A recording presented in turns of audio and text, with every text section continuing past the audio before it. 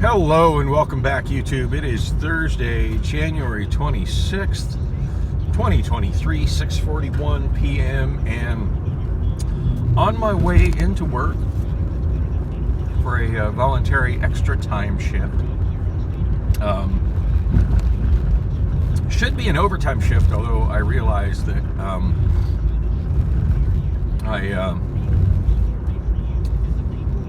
I had 3 of my 4 days of my 4-day work week that I was late, and overtime pay obviously doesn't kick in until I hit 40 hours. So I haven't done the math to figure out exactly at what point that happens during this shift, but let's just say this shift is not starting at overtime pay as a result of it. I'm trying to do the math in my head, and it's just, I don't know. Let's see, I was 45 minutes, 45 minutes late. Of course, all the times, I'm late, you gotta offset the, 15 extra minutes that I sometimes get at the end of my shift, because shit happens that results in me clocking out late, which, as I mentioned in my last video, happened yesterday. That's something I should talk about before I run out of drive, since I needed my traffic view for the majority of the drive. And as you can see, I'm driving down Buckeye Road, so oh yeah, traffic was absolutely shitty tonight. So many of the little red accident dots all over the map. Didn't do much freeway at all. In fact, all the freeway I've used today is use the 143 Hohokam Expressway from McDowell into the airport, and then I got on I-17 headed west. It's I-17 north. It's I-17 north, but I was physically headed west. That always seems so bizarre when the physical direction of freeway goes is not the same as what the sign says it's going. So heading west on I-17 north, did that from 7th Street to Buckeye Road, the Buckeye Road exit, which is at roughly 25th Avenue. So 7th Street to 25th Avenue. So yeah, not much freeway used at all today. And went through the airport, went down Buckeye Road to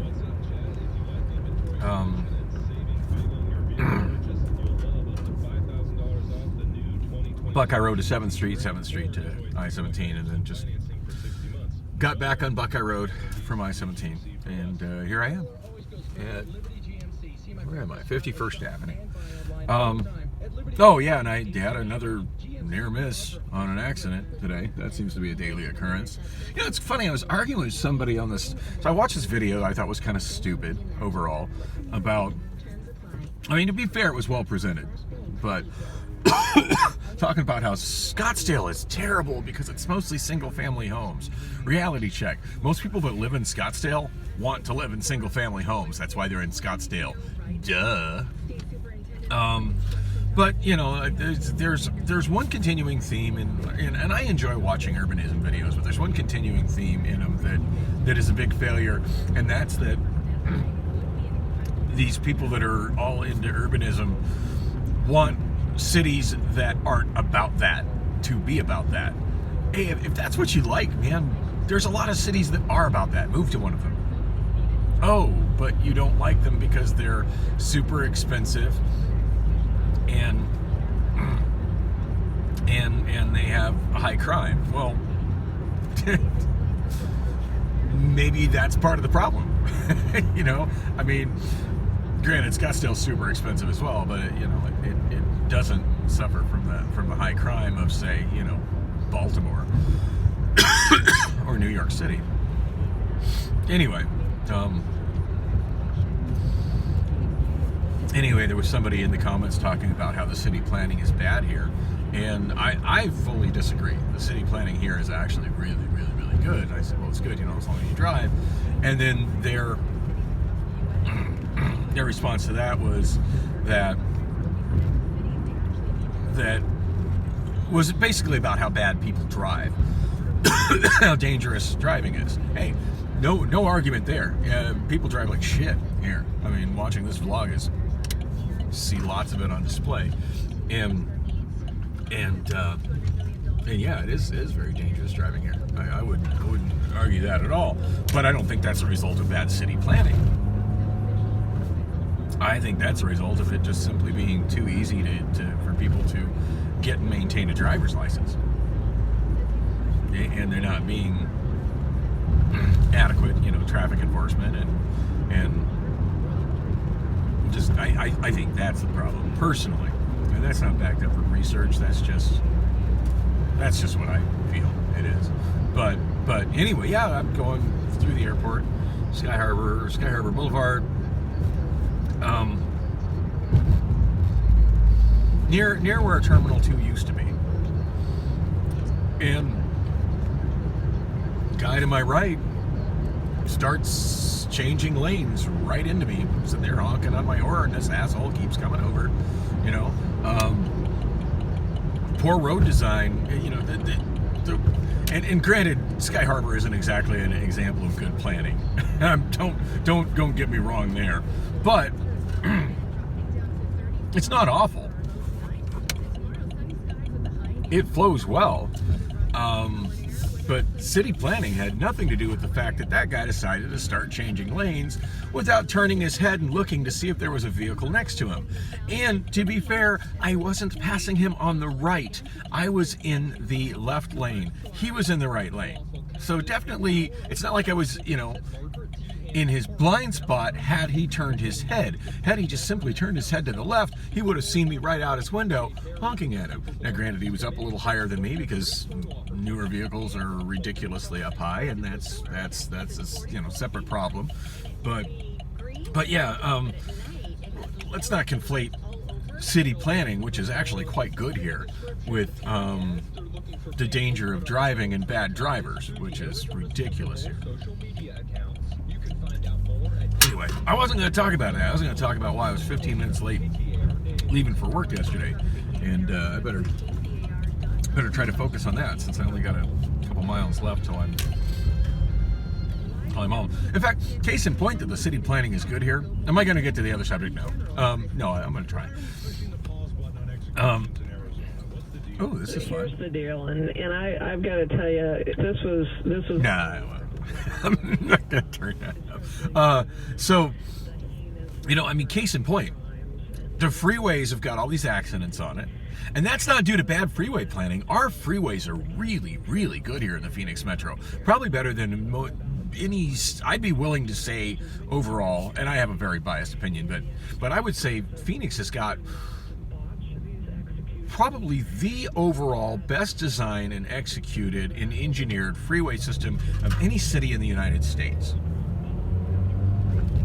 And this has come from experience in driving in other cities and other stuff. And a lot of it has to do with the fact that they were wholly state funded, so we weren't trying to do a cash grab on federal interstate funds when that was a thing. Very little of the freeway system in Arizona or in the Phoenix area is are interstates. They're not designated as interstates. They're designated as state highways because they were completely state funded and state engineered. They're to a standard that is significantly higher, a build standard significantly higher than the interstate build standard, and they're all, compared to most city freeways, very modern. The bulk of them were built after 1990, so a lot of traffic study and engineering went into them that just simply didn't exist when most cities' freeway systems were built. So great freeway system here. There's accidents all the time. It's not because the freeways aren't good. It's because there's drivers that do stupid shit like tailgate and pass on the right and and speed unreasonably, and I mean, look at this guy on the left here. How much space is there between that vehicle and then this vehicle? I mean, seriously, you could park a bus between those two vehicles where that guy feels is the proper place to park. And it's a woman. Of course, it's a woman. Look at the hood. that's somebody who got in an accident from tailgating. Straight up, got in an accident from tailgating, crumpled the front of her car, and she cashed that check. Did not fix her vehicle because she's also financially irresponsible. So I mean, that's the problem with the drivers. That's the problem. It's not the planning. It's not the engineering of the freeways. I really need to talk about what happened yesterday that caused me to be 15 minutes late leaving work, since I'm damn near there. Otherwise, I'm not going to get to it. But I get on a tangent when I start thinking about between bad drivers, but well-engineered roads. The roads, in fact, it's been theorized that's the problem, is that the roads here are so well-engineered that people let their guard down. But again, like I'm able to get to work on time using almost completely surface streets. To me, that's a good thing. That I'm not stuck in traffic on the freeway if I'm knowledgeable enough of how to get where I'm going. And this is not a hard street system to learn. Just a lot of people just can't be bothered to do it. That's why the freeways get so retarded. You know, so many people are completely dependent on their GPS system to tell them how to get where they're going. I have never used one ever in my life. Anyway, so yikes, I got like less than a mile left. A little over a mile left. Anyway, last night, try to condense this down so I get the story in, because it is 6:53. There's been enough traffic that I am kind of pushing the envelope on getting to work on time. Oh, and yesterday, I mentioned I was, due to traffic and stuff, I was a little bit late yesterday. I clocked in. I checked my A to Z. I clocked in at 7:04. So I made my 5-minute grace period to not lose any UPT. And I'm now at over an hour of UPT racked up. So, yeah, I went negative for half a shift this week, but I'm already bouncing back from it. God, I really do love the attendance policy at Amazon. It's like my saving grace over there. Anyway, where was I? Oh, God, I got less than a mile left. So, two things happened that caused me to be 15 minutes late leaving yesterday. One of them completely my fault.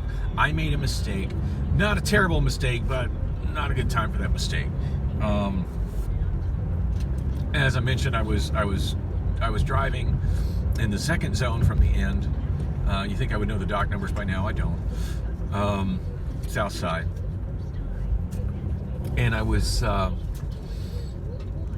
doing TDR for, I want to say I was doing TDR for all the doors on the south side. The reality is that I wasn't. Javier was there. Javier also does TDR. Now I walked the entire length because I got there before he did. I walked the entire length of the south side dock and opened every door that needed to be open. It was ready to be open at the start of the shift. After that, I just did the ones in the last 4 zones, and then and only did and in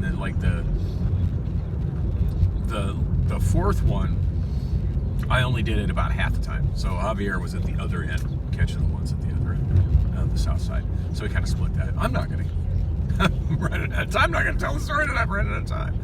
Anyway, get to the point, Dan. Fuck's sake.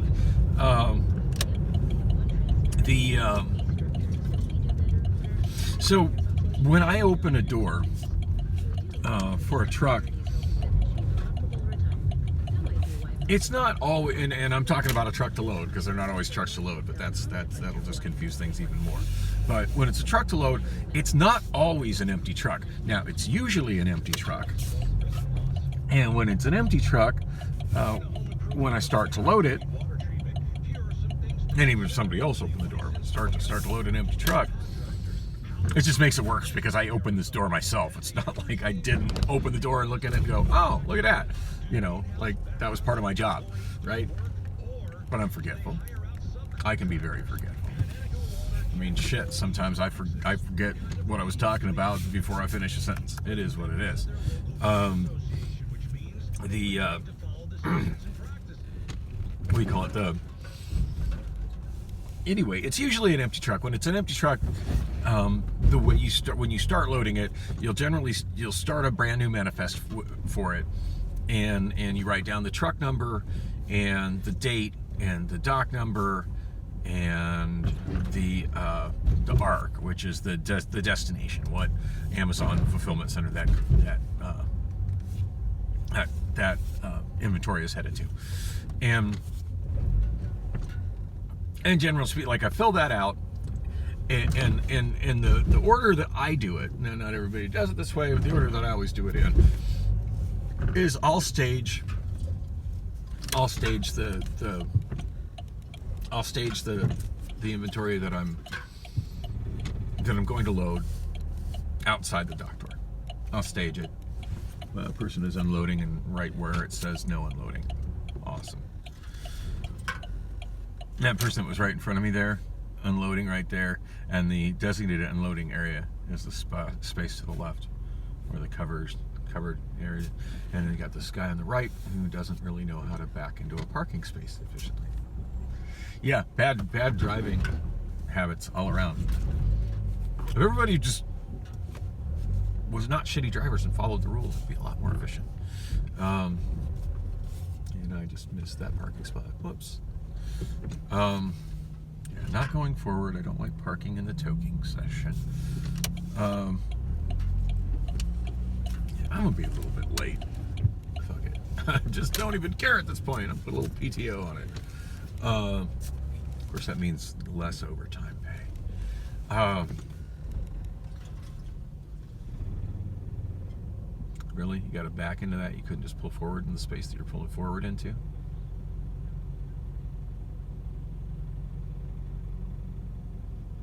These guys with these big trucks that don't know how to maneuver them. It's freaking ridiculous.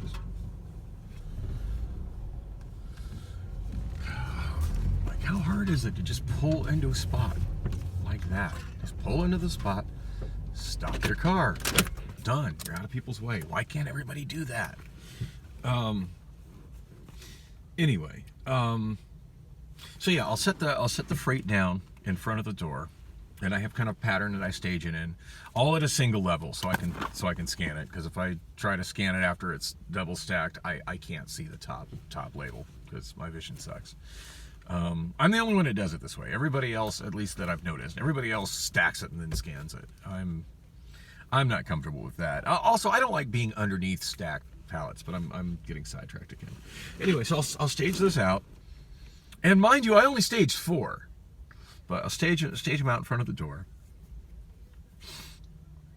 and then the first one, the first 2 that I'm gonna double stack and then load, I'll park at the one that's going on the top. My fork's under it. Get off the forklift, and then I'll grab the clipboard. Start a new manifest, put the truck information in it, and then scan and write the pallets down. That's kind of like one thing as I walk through them one at a time. Scan the pallet, scan the dock door, get the confirmation on the scanner, write the number down on the manifest, rinse and repeat. Do that 4 times. I have 4 to go in. And as I'm writing down the 3rd one, I look in the door and I'm like, well, shit. And of course I know it's going to run me over time because it's just about the end of the night. That's why I only staged up 4 pallets.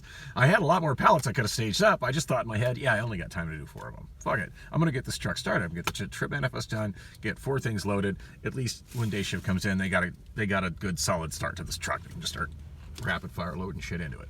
I look into the truck and I realize that there's freight in this truck. Oh, damn. And when there's freight in it, of course, there should already be a written manifest stashed in the truck somewhere. Now, that's something that kind of bugs me. There's no real standardization to where that trip manifest gets placed. So literally playing, it's like hunting for Easter eggs, trying to find the trip manifest. There's one specific place I always put it. I think that should be the rule, that everybody puts it where I put it. And the place that I put it, to me, is very logical, because if you're doing TDR and you're standing in the controls on the back of the truck, on the inside, on the right side as if as it's pulling out, there will be a serial number, and there's a number printed on the inside of the truck, which is the truck's number, which is used on the manifest. It's used in the computer when you're docking it. It one of the things that the TDR tablets ask you is to confirm that truck number is correct. So you have to look at that number. When I tape the manifest for what's called a pause load or an unfinished load, I tape it right underneath that number. That way, when the TDR person is, part of their process is looking at that number and confirming that number is correct, they'll be like, oh, there's a manifest. This is a paused load. And they can, and then they're looking right at it. They can't miss it. It's right fucking there. And then once they're done TDRing it, they can walk over to it, pull it off the inside wall of the trailer, and stick it on the clipboard. That, to me, is the most logical place to put it. That's not where everybody puts it. This particular one I found on the left wall, same place under the number, but on the left wall, which of course you can't see from the TDR controls. But a lot of times people hide it somewhere in one of the freight pallets inside the truck, which of course is dark in there. So anyway, I digress. But I mean, the bottom line is, I really didn't spend a lot of time playing Find the Manifest. But the thing is, when I went to stage those things up, I had completely forgot it was a pause load. Because I noticed it was a pause load as soon as I docked the truck. I looked in and I'm like, oh, there's freight in here. Ain't that something? Wasn't expecting that, because it was not a lot of freight in it. It was way to the front of the truck. So it was like okay, damn. And I knew I needed to work on that before I staged any freight. Just when I started staging the freight, I had forgot that I needed to work on that. Working on that basically involves, in most instances, you've got double stacked freight at the end of the truck, front end of the truck. And then you've got some that's single stacked behind it. Now, when you're continuing a load like that, most of the time, the stuff that's single loaded behind it will just be a few pallets. In this case, it was 5 pallets. And the procedure is that you need to take that stuff out, because you're going to want to double stack like the rest of the truck. You're going to take that stuff out, kind of arrange it in front of it, and then figure out how you're going to go about doing that. Which in this case, to be specific, there were 2 received pallets, and the most logical thing to do with those, and they were non-stackable pallets, the most logical thing to do with those was to simply scan them out of the truck and scan them into a loading zone for whoever came up it was in that loading zone in the next shift to deal with. And then there were 2 stacks of 5 totes and a stack of 4 totes. So the logical thing to do with those is to put the 4 stack on top of the 5 stack, put it back in the truck, and then the 5 stack put another 4 stack on top of it from freight in that area that needs to be loaded, put it back in the truck. And then, of course, on the original manifest, make notes to where that makes sense, which that's what I should have done. I shouldn't have staged more freight or started a new manifest. Well, I started a new manifest, staged more freight, almost done. Like I've got one pallet left to scan and write down when I turn my head in the truck, and I'm like, oh, fuck me. And what am I going to do? I mean, I can't just be like, oh, my shift is over, la, la, la, and just leave that there. I mean, I could, I guess, but I know I would be furious if I came in, and that's how I found the loading zone. Day shift leaves them bad enough as it is. That would have been over the top. So I'm not going to do that. Whatever. I fucked up. I'm going to own it. I'm going to try to fix this as quickly as I can. That was the main reason I was late getting out of there, and that's 100% on me. Oh, woman just got out of the back of that vehicle. So cute. It's interesting how many people come here that get rides from other people. I always wonder if that's... Oh, no, she was in her own vehicle. Checking the front door. Bye. She was cute. All right, that made me lose my train of thought. So yeah, Cody knows I'm coming in today. I'm sure he'll make use of me, even if I'm not there at the stand-up. At this point, I'd rather be a little bit late and use my PTO and get this story out. So, yeah, so I created that extra work for myself, and at that point it was like, well, shit. Now, I did get the truck straightened out and do the stuff that I explained that I needed to do and get it all. And of course, before I could pull that stuff out, I had all the stuff that I staged in front of the truck, which obviously couldn't go in the truck because that other stuff had to come out first. Basically, I had it written down on the new manifest. I just finished out on the new manifest. Obviously, I'm going to scratch that out, and that's a, and move that data onto the old manifest. Which I quickly found inside the truck. It was just on the opposite side of where I would put it. So I stacked those up as they were going to be stacked going in the truck and kind of buffered them out. I also bumped into the cactus cooler and kind of got it offset from the pallet, but that's a separate problem. I don't even want to talk about the cactus cooler right now. Someday I might talk about the cactus cooler. The cactus cooler is an interesting thing. I hope it's still on the south side dock. I hope it didn't get loaded in a truck. I'm trying to get that pallet lost in the building. I really am. So, shame on me, but I am. It's been lost in the building for a while anyway. It's already probably expired. Unless it got expired before and got refreshed by the time it made it into my loading zone. But I'm talking about the cactus cooler. I don't want to talk about the cactus cooler. So anyway, yeah. So I kind of devised a plan of how I was going to get this together, and hopefully I'm going to get it done before I'm too terribly, after the end of my shift. But of course, I'm in the next to last zone, which means that the drivers that are working in the zones further over. Now, there was one driver working in the last zone. I'm not in his way of going to the Chargers, but I still have, I think it's going to be Ariel, Paul, and Javier that need to drive past me.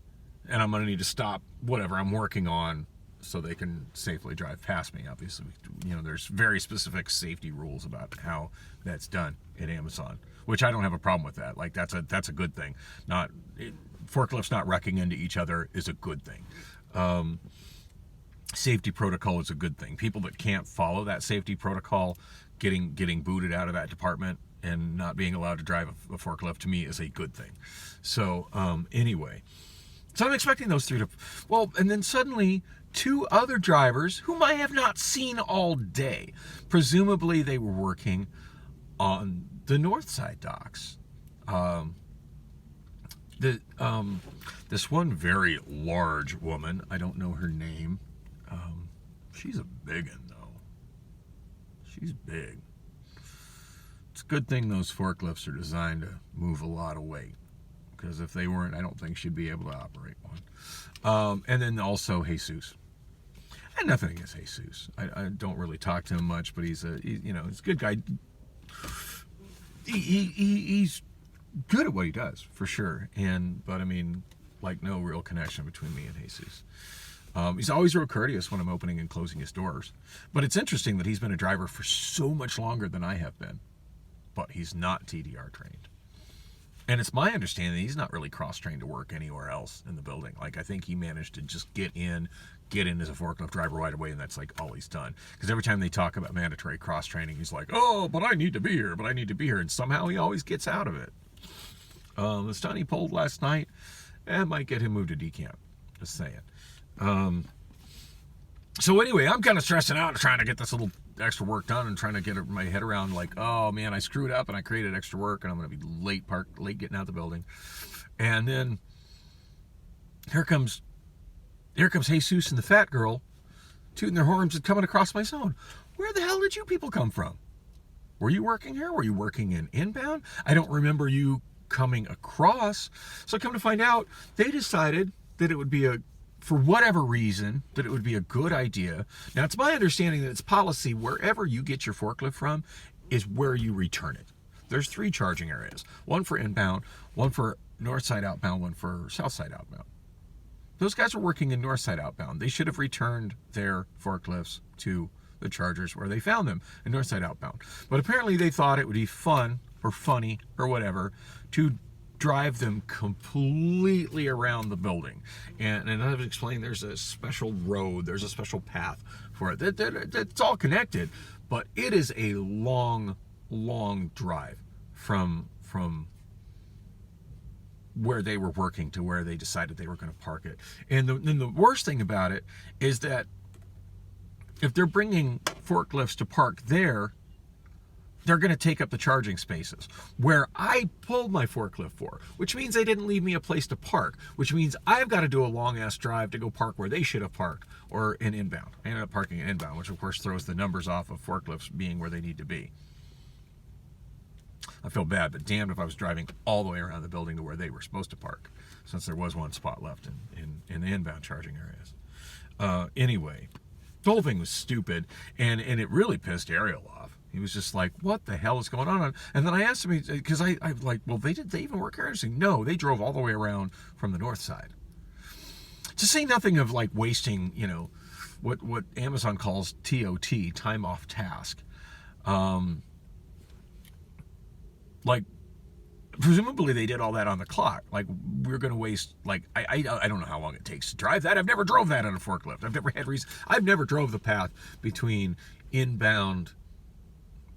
inbound charging area and the north side outbound docks. I've never drove that part of the path. I know where it is. I know where it goes. And it is a long path. But yeah, when you leave there, like, you go behind HR and security and loss prevention, and then there's a super busy crossing, which is like, really, you're creating this extra danger point where there's a lot of foot traffic, a lot of foot traffic. Why was that necessary? Oh, it wasn't necessary. You just thought you'd take a joyride around the building on a forklift and inconvenience the people that work on the other side of the building. Way to go, assholes. Yeah. And then from there, it's still, there's more to go. The path goes behind, around learning, around ICQA, there's like a maintenance area and the safety school area, and then the managerial and outbound stand-up area, which is where I should be right now. And goes around all of that. They drove all of that. Insane. And then thoroughly inconvenienced me because I had to stop doing what I was doing for them to pass, which took a while. And mind you, the guy in the last zone, he's not really done yet. He's still finishing up as well. So of course he was inconvenienced having to stop for those guys to do the joyride past him. And so of course they were stuck in my zone waiting for him to finish up so they could open the gate and cross his zone.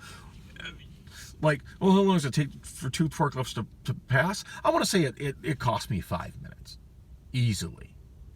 Maybe I'm pushing it. But 4 minutes, it was a while. And it shouldn't have happened at all. Then I'm waiting for them. And then add on to that I had to do this extra long drive to take my forklift out. Anyway, I really need to be inside and getting to work. But glad I got that story out. That was just insane. And there's more. Ariel went to the Chargers and kind of confronted them, and I think they just kind of like rolled their eyes at him and walked away from him. Kind of did the, well, you're not the boss of me kind of thing. And granted, they have definite seniority over him as a driver, as forklift driver. Ariel hasn't been driving anywhere near as long as I am. I mean, it was his first day of driving when I had the robot incident. So I was trying to explain to him, it's like, hey, this is kind of how, oh shit, don't walk on the robot. But he's worked in a lot of other departments. Those 2 people aren't cross-trained for shit. Jesus and the fat girl. They're not cross-trained for shit. Whereas Ariel's worked in a lot of departments. So of course he's rising up and through the ranks in inbound way faster than most people do. At this point, I think he's technically a PG already.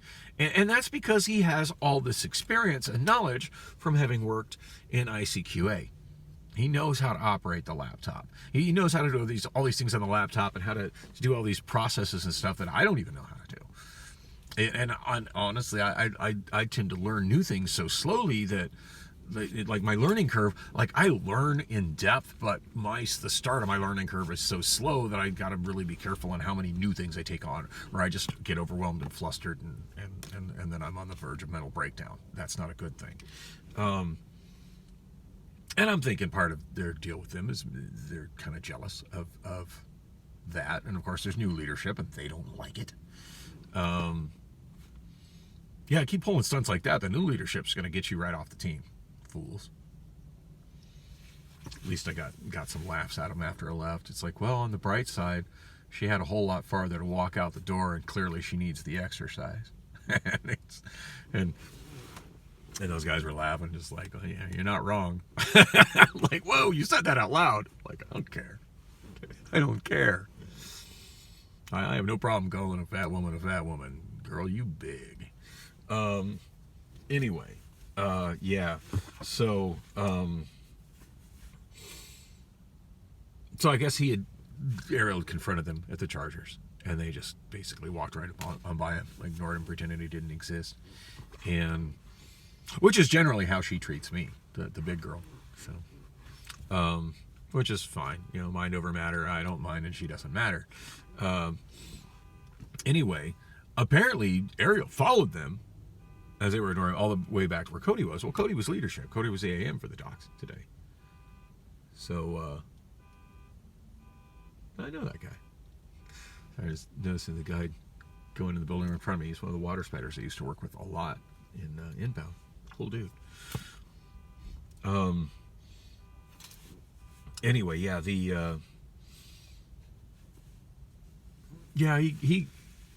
so at that point, like, Cody's standing there kind of look and see why I'm still loading stuff, and it's already after time to clock out. And as I said, I had made a mistake. That's a whole separate issue. Ariel's upset about the fact that because it inconvenienced him too. It inconvenienced everybody on the south side as they go driving through us as we're trying to finish up, and then we have to stop while they're going across in an area that they had no business being, and then throwing off the balance of how many forklifts are located at what location. He's calling out to Cody. Cody's trying to be like, hey, what's going on? But of course, he's trying to stay diplomatic and stuff, because that's how leadership works here. And of course, they just get shitty about it, and they're like, well, there's no rule against it. You sure about that? Could certainly be considered time off task. And it could also be considered an unnecessary safety risk, even if you did follow protocol 100% on your little joyride around the building. And I know that there is a rule in the, because God knows I had to take the training class 3 times. That's also a separate issue. There is a rule in the training for forklift where you are not to use the forklift as transportation. And I can't think of any way they could justify that joyride that they took other than transportation. The only justification for that would have been if there were no charging spots on the north side. Guaranteed there were. There's no way there weren't. That's where they got their forklifts for. Nobody went the other direction with them.